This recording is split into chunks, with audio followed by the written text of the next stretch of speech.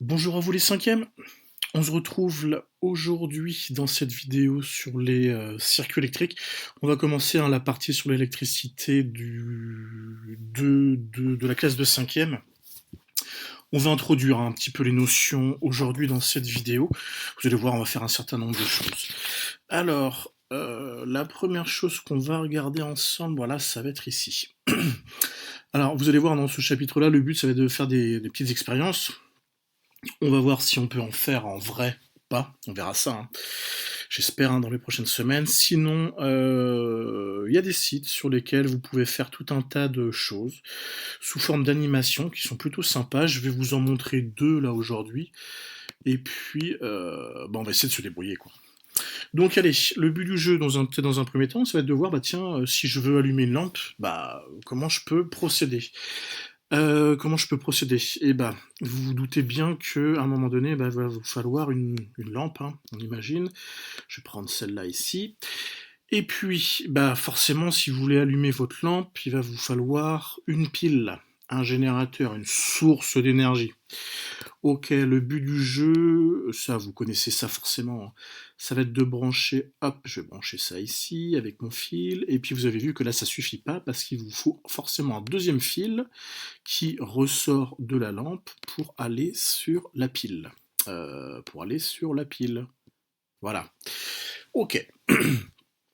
Qu'est-ce qu'on peut dire là-dessus? Donc, évidemment, si vous voulez faire briller une lampe, il vous faut une lampe, hein, mais il vous faut aussi une pile. C'est super important. Qu'est-ce qu'on peut dire aussi? Bah ouais, il va falloir que vous voyez un petit truc ici, c'est que sur la pile, vous avez une borne plus, une borne moins. D'accord? Vous avez un plus, vous avez un moins. Fera attention, sur ces piles-là, hein, c'est des piles plates de 4,5 volts. La petite branche ici, ça correspond au plus. La grande branche ici, ça correspond au moins. Ok, donc première chose, bah, vous voyez que voilà, mon courant, hop, il part de la pile a priori, hein, on verra est-ce qu'il part du plus, est-ce qu'il part du moins. Ça, c'est une activité qu'on fera après. Donc le courant, hop, circule dans vos fils.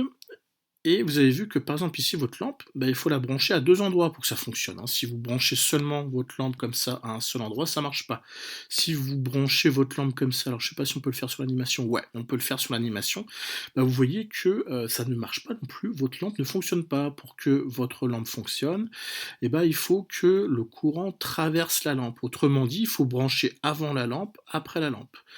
Donc en fait en électricité, et ben ces deux trucs-là, on appelle ça des dipôles. Dipôle, di, ça veut dire deux, si vous voulez. Donc deux pôles.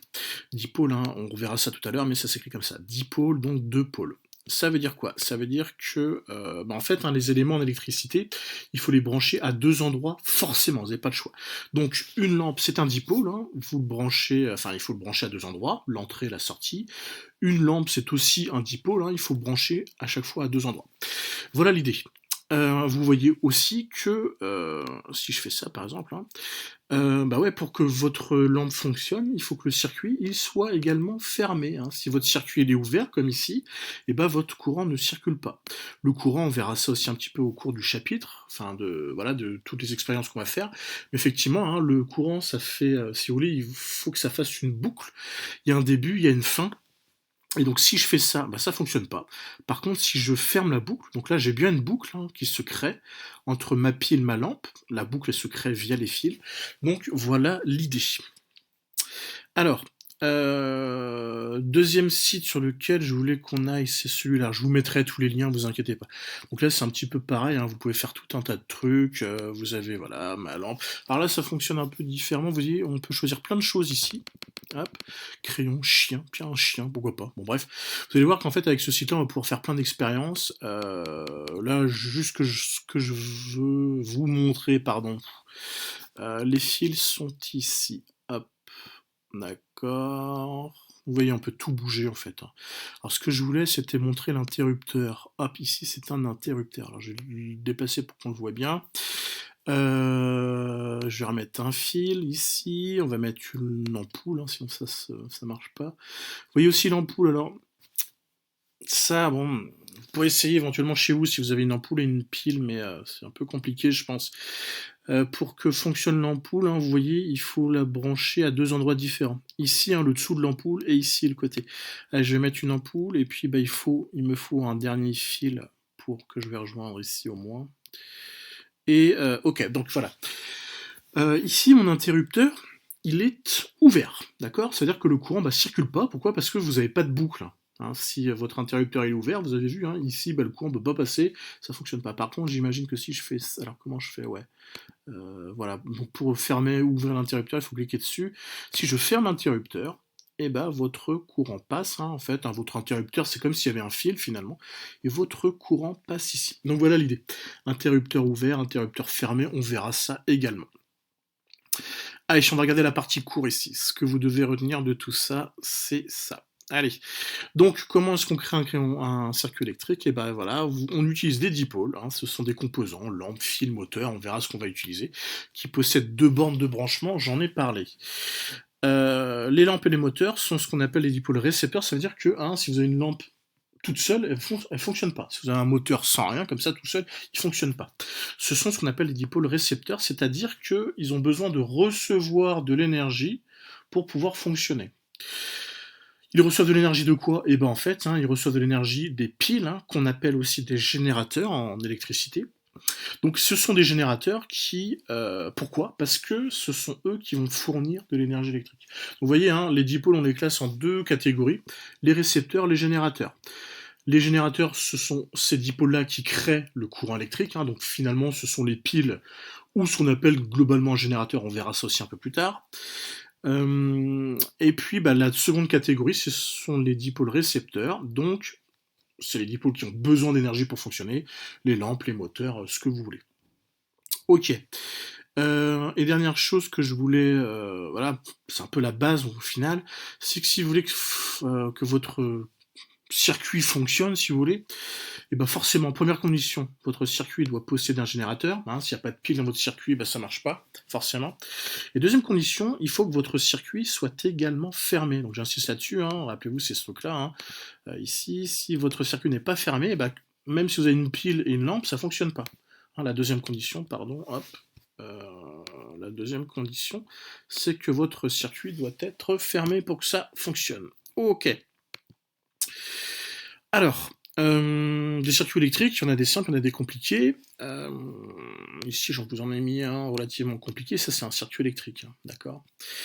Donc en fait, tout ça pour vous dire quoi? Bah, pour vous dire qu'au final, en fait, quand on va schématiser des circuits, jusqu'à présent, je vous disais, hein, vous schématisez, alors voilà, un schéma, ça doit être, ça c'est quelque chose qui représente la réalité, qui doit être relativement simple. Vous faites un petit peu comme vous voulez, au final. Dans un schéma de circuit électrique, là, vous n'allez plus du tout faire comme vous voulez. On va utiliser ce qu'on appelle des schémas normalisés. Ça veut dire que, en fait, chaque élément électrique sera schématisé par quelque chose, par un symbole qui lui sera propre. Donc globalement, hein, un schéma électrique, c'est de forme rectangulaire, ok, et chaque élément de votre circuit, donc chaque dipôle de votre circuit, sera représenté par un symbole. Les symboles sont à connaître. Donc pour ça, je vous invite à prendre votre carnet de labo. C'est la fiche 30, page 46, et on va regarder ça ensemble. Alors je vous ai mis ici, voilà, donc c'est pas terrible, mais bon, on va s'en sortir quand même, vous inquiétez pas. Donc, il va falloir apprendre les schémas. Alors, le premier à apprendre, ça va être la pile, ok. Donc vous avez vu, hein, sur la pile, vous avez une grande branche, qui correspond au moins de votre pile. Vous avez une petite branche qui correspond au plus de la pile. Vous ferez gaffe. J'insiste là-dessus. Dans le schéma, c'est l'inverse. C'est la petite branche qui est le moins, la grande branche qui est le plus. Ce qui est d'ailleurs logique.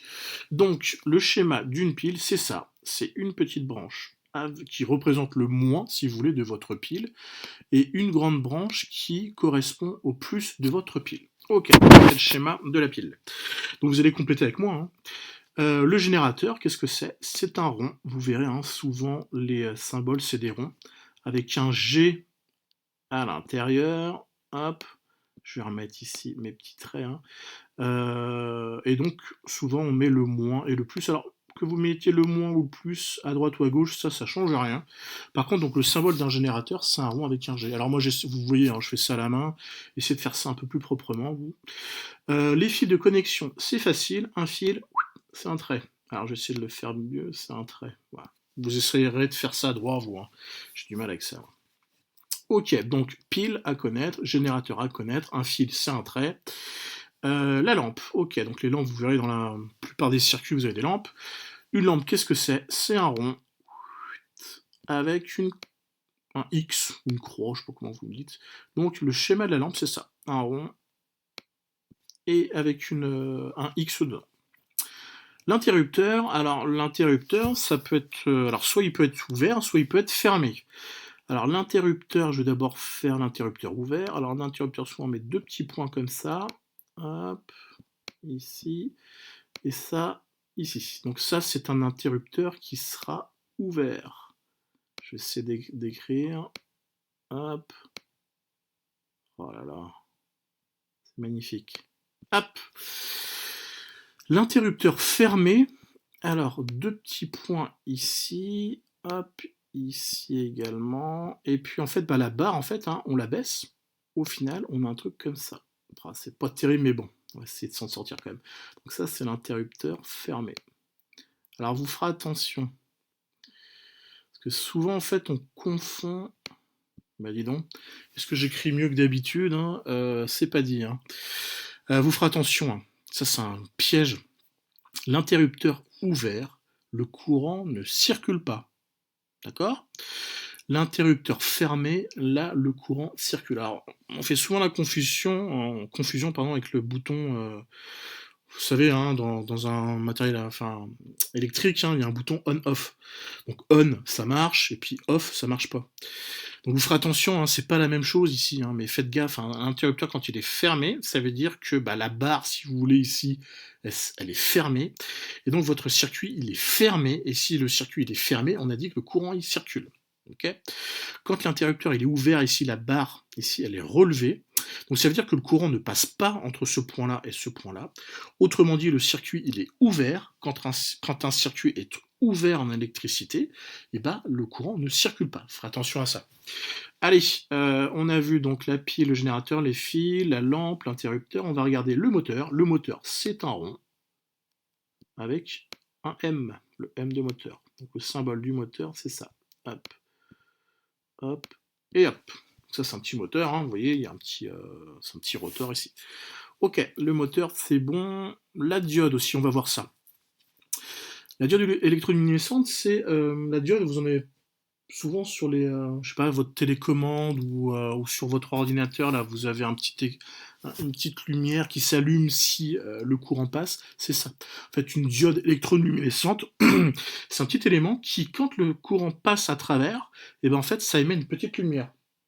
Donc en fait, hein, souvent sur les appareils électroniques, pour savoir si votre appareil est en marche ou en veille, et ben, il y a une petite diode hein, qui s'allume, et donc c'est une diode électroluminescente, donc le symbole, c'est un peu plus compliqué, on verra pourquoi après. C'est un triangle comme ça. Oh là là, c'est mal fait. Est-ce que je peux effacer gomme, ouais, je vais effacer ça. C'est donc un triangle.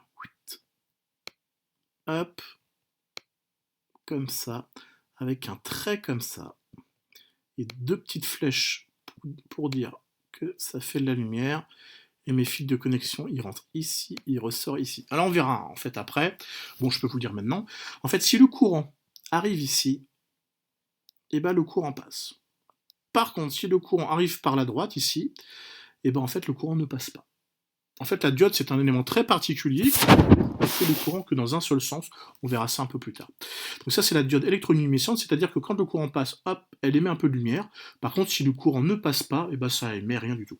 La diode, alors, ouais, la diode, donc c'est pareil, hein, ça laisse passer le courant que dans un seul sens. Par contre, ça n'émet pas de lumière. Donc ça, c'est un truc qu'on a en électronique, je vous explique. On verra en fait au cours du temps à quoi ça correspond, à quoi ça sert. Donc le symbole de la diode, c'est ça, un petit triangle ici avec un trait. Et pareil, hein, si le courant passe dans ce sens-là, c'est-à-dire par le triangle, et ben le courant fonctionne, enfin le circuit fonctionne si vous voulez.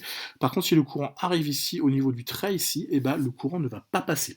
Donc pareil, diode, c'est un élément en électricité qui ne laisse passer le courant que dans un seul sens. Résistor, on appelle ça aussi une résistance, c'est un élément en électricité qui permet de gérer un petit peu le courant qui arrive, et c'est symbolisé par un rectangle.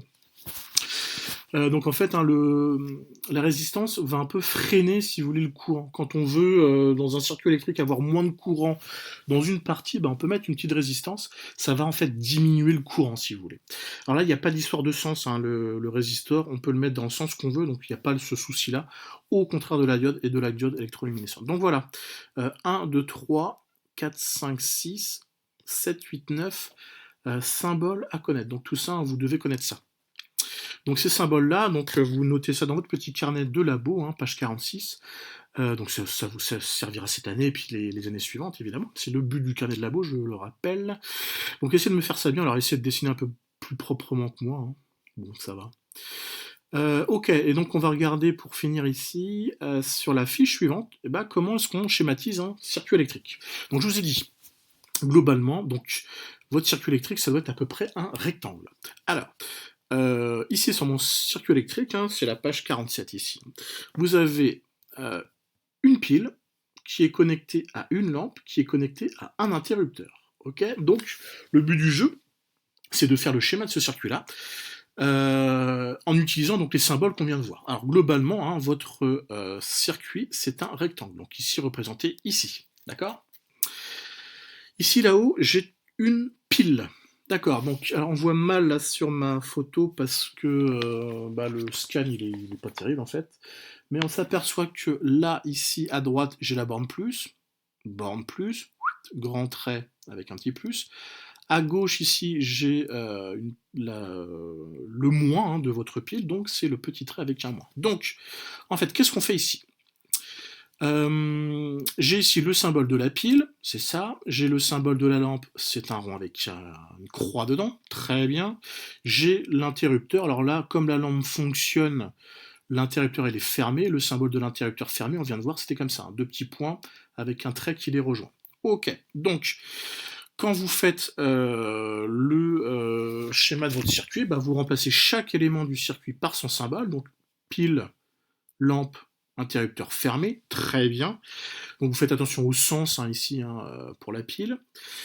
Et ensuite, vous reliez tous vos éléments par des traits hein, qui correspondent au fil. Et le but du jeu, c'est de faire un triangle, un rectangle, pardon. Oula, rectangle. Donc, petite consigne, c'est que, en fait, on ne veut pas d'éléments. Alors ici, par exemple, vous ne mettez jamais des éléments dans les coins. Ça va pas. D'accord hein. Les éléments électriques, vous les mettez bien au milieu des côtés du rectangle, pardon, j'ai du mal, d'accord. Donc faites attention. Hein.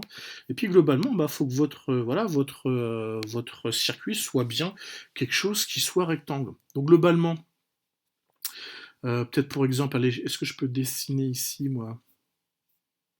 Comment je peux faire hein, on improvise hein, toujours, hein, comme d'habitude. J'aimerais bien avoir une page vide là. Comment je peux faire? Je vais faire ça, tiens.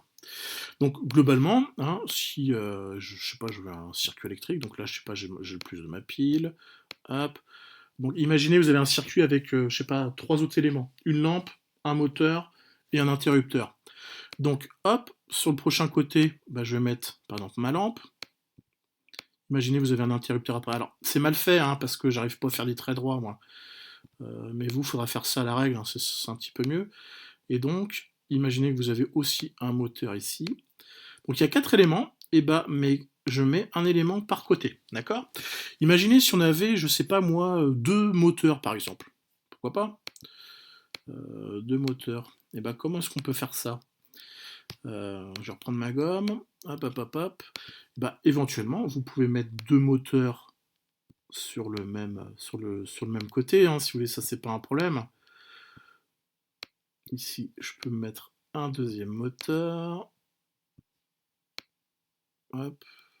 Ça marche aussi, il n'y a pas de souci. Par contre, ce que je veux pas que vous me fassiez, c'est que je veux pas que vous mettiez vos moteurs dans les angles ici. Je veux pas que on ne met jamais des éléments dans les angles ici. Ça marche pas, ça. Hein, on peut pas faire ça. Et imaginez si vous m'aviez mis, je sais pas moi, votre deuxième moteur ici. Ça ne marche pas, c'est moche, c'est tout faux. Hein, globalement, votre circuit électrique doit être un rectangle et les éléments, vous devez les mettre au milieu de votre rectangle. Allez, on reprend juste là la fin du... alors comment je vais faire là? CTRL Z pour retourner à ce que je voulais faire. Donc j'essaie de faire ça proprement, en fait, pas comment en fait, hein, c'est ça le truc. On va retourner donc sur votre cahier de labo, là il y avait un petit exemple de circuit électrique et puis on s'arrêtera là. Donc ouais, là ici, hein, sur votre circuit électrique, donc voilà, vous avez une pile, vous avez un moteur, vous avez un interrupteur et vous avez une lampe ici. Comment est-ce qu'on peut schématiser ça? Alors sur la photo, on s'aperçoit que le plus de la pile, il est ici. Il est à droite, le moins de la pile, il est à gauche.